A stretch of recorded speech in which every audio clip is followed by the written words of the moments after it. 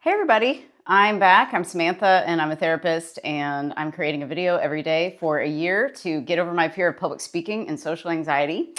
And this is video 164 of 365, and I'm really excited about this video. I've been talking about this all day with clients actually, and I wanted to read a little bit from The Science of Getting Rich.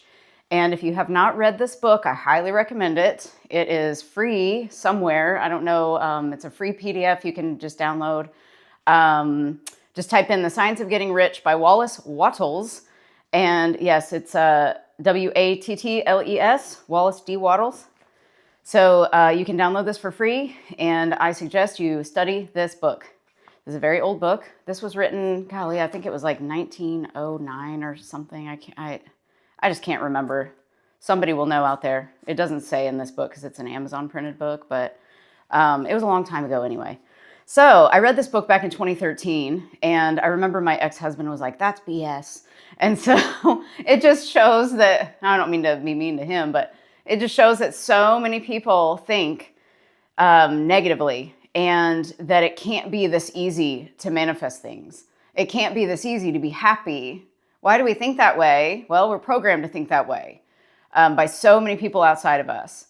And so I had just I saw this book. I probably first read this book in, I don't know, maybe 2010 or 2011, something like that. But I really dove into it in 2013.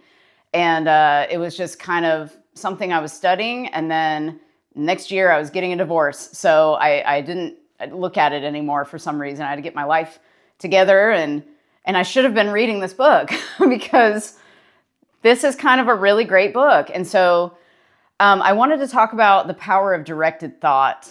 I think we need to really focus in on some of this stuff, because if our thoughts are going in the way that they've always gone, we are basically being our old self, as we know. That is the way that we are programmed. So we're going to think that way no matter what. We're going to just go that old way. But when we make an intention and a new, what word am I looking for? New intention. It's the end of the day. Sorry, I've been on the phone and on Zoom all day long, so please excuse me. When we have a new desire, we have a new intention, we have a new way of being we want to be, a new self we want to become. So when we have that desire, we've got to start focusing on thoughts that align with that desire. And so we do that through what they call the path of least resistance as well. So, and I'll get into that a little bit later, or maybe in another video, but just an overview. I wanted to read a little bit of this because this is probably some of the most important information I feel like anybody can know. And if we really, really start thinking about it, it becomes apparent that everyone does need to know about this, because we're so focused on what is happening around us, and we let that direct our lives. And that's just like old news, chewed up bubble gum that's lost its flavor. It's like you squeezed a lemon and you can't get any juice out and it's all dried up. That's what you're seeing in front of you right now. It's already manifested. It's already here. And as Esther Hicks calls it, what is itis? We've got what is itis? We're noticing what is and forgetting what could be. So I want you to think about that. What could be? You're noticing what's happening around you, and you're letting that control the way you feel. We want to do the opposite of that. We want to feel a way no matter what's going on around us. That is the power of directed thought. So I want to read this to you. It says, a man's way of doing things is the direct result of the way he thinks about things. So if you think a way about something, you're going to do it that way. That's how it's just going to work. So to do things in a way you want to do them, you will have to acquire the ability to think the way you want to think. This is the first step toward getting rich. I think this is the first step towards mental health, getting rich, feeling good, getting the relationship you want, getting the career or business that you want. This is the first step toward all of it, which getting rich is not going to make us feel a certain way. We've got to feel that certain way before. And so this is kind of what this is saying as well. We're going to direct our thoughts. I don't know if this mentions feelings in here. I can't remember. I'm studying this again. But, and I'm very not very far in because I'm taking my time and really studying the words like I used to do years ago. But, and then the next thing is to think, this is a really good point. To think what you want to think is to think truth regardless of appearances. So you're going to decide what your truth is. What do you desire? What do you want? How do you want to feel? What would your life look like if you could design it, which you're going to design it from the ground up? What would it look like? And what would it feel like? And how would you go about your day every day? The main thing is, how do you want to feel in your life? Because if you're not feeling so good now, you can change it. And that's what's so great about this. When you know how you're feeling and it's not feeling good, you can do something about it. That's what's so great. And we aren't taught this. We just kind of wallow in it because we don't know what else to do. We're like, how do I change? We can actually change at any moment. You can shift at any moment. And so regardless of appearances. So this is how Neville Goddard talks about it. This is how the Bible talks about it. This is how everybody talks about this. Regardless of what you're seeing, stay true to your vision of what you're wanting. And you have to direct your thoughts towards that on purpose with intention. And so every man has the natural or woman has the natural and inherent power to think what he wants to think. But it requires far more effort to do so than it does to think the thoughts which are suggested by appearances. To think according to appearance is easy. To think truth, regardless of appearances, is laborious and requires the expenditure of more power than any other work man is called upon to perform. So it's basically saying that it takes work to do this. And this is why most people will never do it. So I encourage you to just say, yeah, this is going to be some hard work for me to move my mind over here. Or you could also start saying, what if it could be easy to move my mind over here? What am I just telling myself it's hard to do? But it is, I would say, laborious. I like that word. It takes some work. Doesn't mean it's hard work necessarily. What if it's easy work? What if we call it fun instead of work?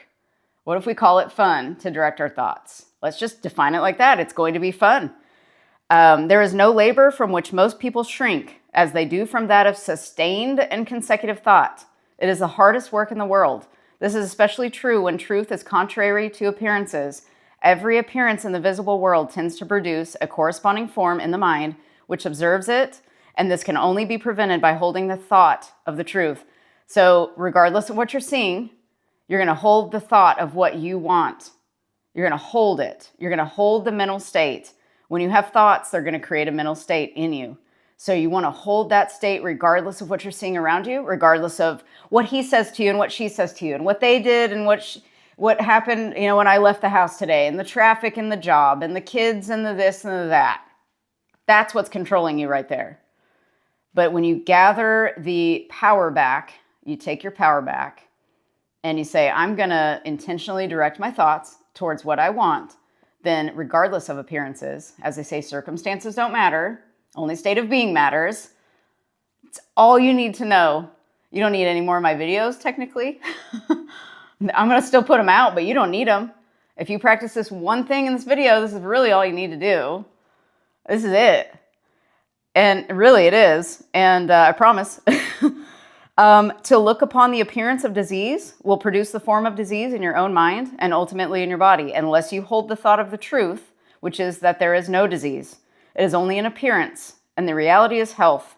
To look upon the appearances of poverty will produce corresponding forms in your mind, unless you hold to the truth that there is no poverty, there is only abundance.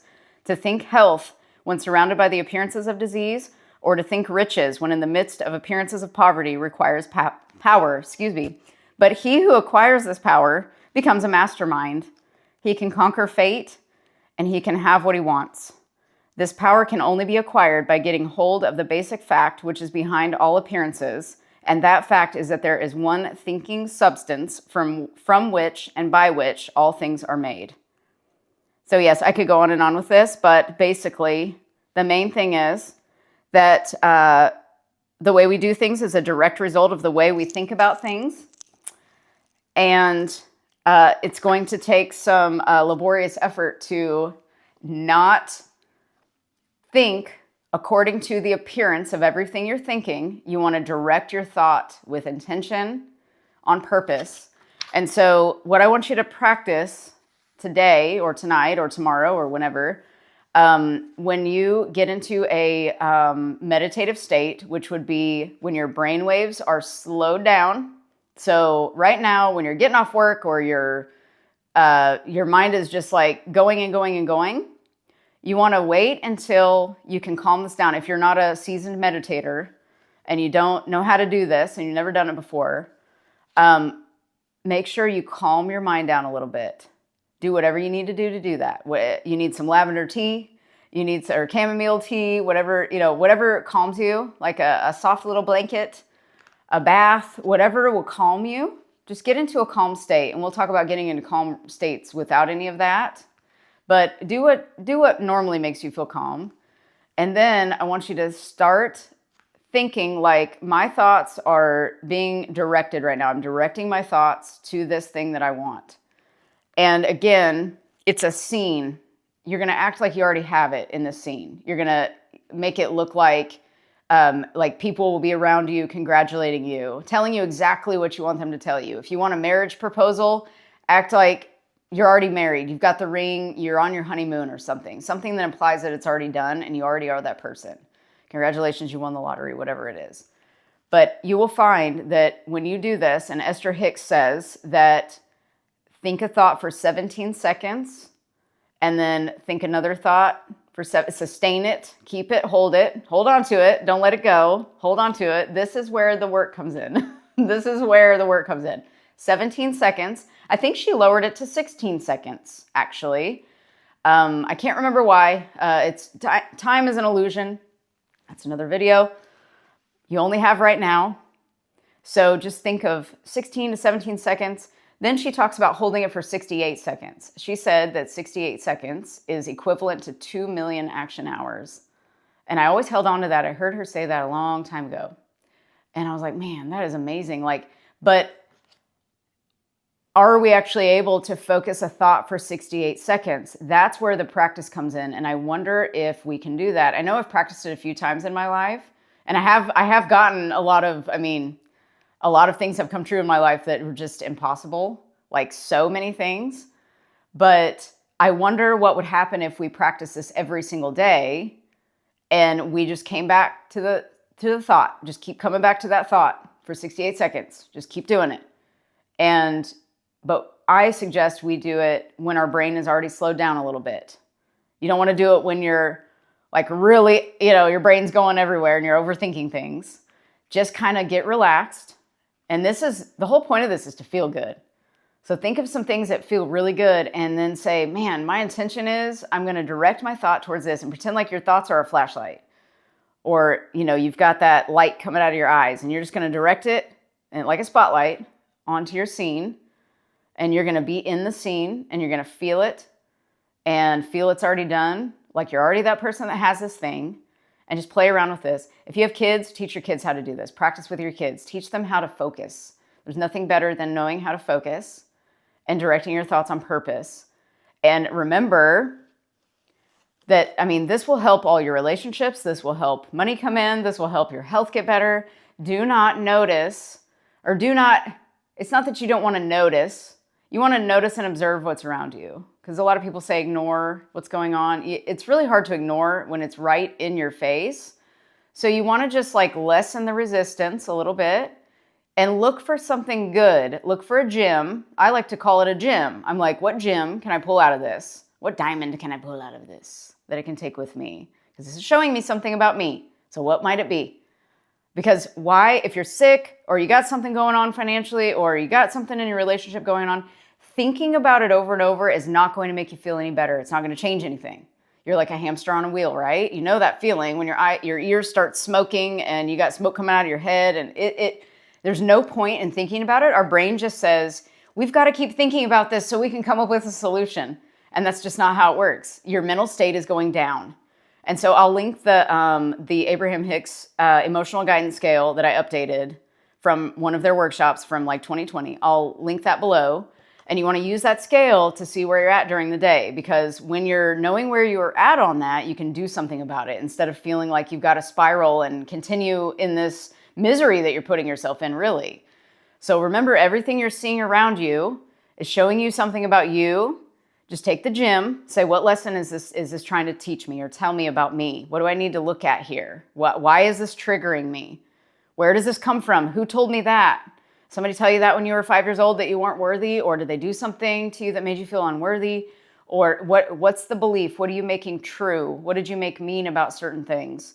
The more you get to know who you are, you're going to become so powerful you don't even know. You don't even know. I don't think any of us really know until we do it. And then it's like, whoa, it's a little scary in a good way. We want to get to that place. Where you're at now, you may not like where you're at. And I'll tell you what, that internal peace that you can create, there's nothing better. I know what that feels like now, and that's so much better than anything I've ever gotten materially, ever in my life. And I love helping people. It just feels so good, and I love doing these videos, and I just love helping people. But I love feeling good, and I think when we feel our best, that's when we can be most helpful to people too. So your job is to like feel your best and become rich, because when you become rich and wealthy, you can help so many more people that way too. So be open to the possibility that when you study yourself and you study your thoughts and you direct your thoughts, that you can have anything that you want. You can heal your body. You can heal your mind. We're in a mental health and physical health crisis more than we've ever been in, and it's just not getting much better. So we've got to use our minds to create something new, to get better in all ways. And we can do this, I promise you. So yeah, you just continue to appreciate yourself, because remember, what you appreciate appreciates. So appreciate yourself, which appreciation is at the top of that scale I'm linking below. And speak kindly to yourself every day. I do this to a person in my life. I touch the forehead. I say, you are loved. And I suggest you do that to yourself. I am loved. It anchors it physically and emotionally. And there's just something about it that the brain connects it. And it's like, oh yeah, this is real. This is who I am. Do your affirmations. Start saying, I am something. Maybe I'll start a trend. Got to touch the face. We got to do something different, guys. We can't live like this anymore. There's no need to live like this when you can be happy and at peace. So you can do this. I will be back tomorrow. Thank you for listening. And please like and subscribe if you'd like to. And please share this with somebody who you might think it might help. And you guys are amazing and you are loved. Pass that on to somebody and you take good care of yourself. And I will see you tomorrow. Bye.